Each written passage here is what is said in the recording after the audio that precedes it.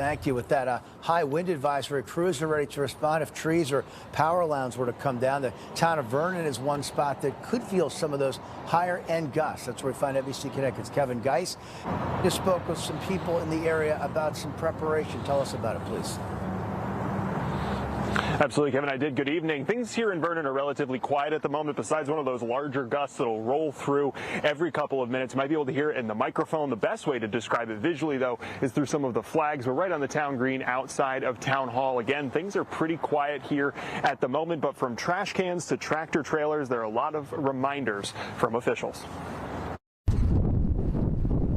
High winds, top of mind Thursday in Vernon. I make sure my garbage can lids are tapped down real good with the clamps, and I make sure that the dog is taken care of because she gets nuts in the wind. Dave Welch was out for a walk with his dog Emmy early. She isn't a fan of strong gusts. The wind advisory Thursday had her ready to head home. I make sure that she's kind of safe in terms of comforting her more than anything. He made sure trash cans were tied down too. The only thing he wished was a little tree work done ahead of time. We definitely need tree work done because we get the branches down all the time with any wind. We just want to make sure that everything's secured in the yard. Our trucks are all set to go out if needed. Vernon's Public Works Department has already had crews out responding to downed trees and lines. They're asking people to use caution while driving. Things like those toppled trash cans and the occasional debris scatter side streets. Now is the recycling time after the holidays, and you know a lot of people got their packages from services, so there's a lot of cardboard out there. Please make sure it's crushed, make sure it's put into its bin properly.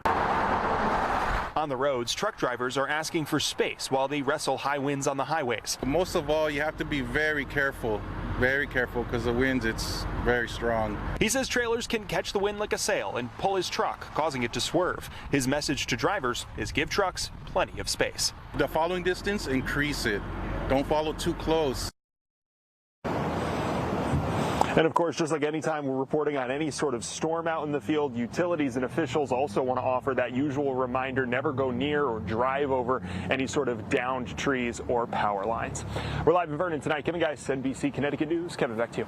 Kev, thank you. You can download the NBC Connecticut app. Just scan that QR code on your screen to get right to the latest storm tracker forecast.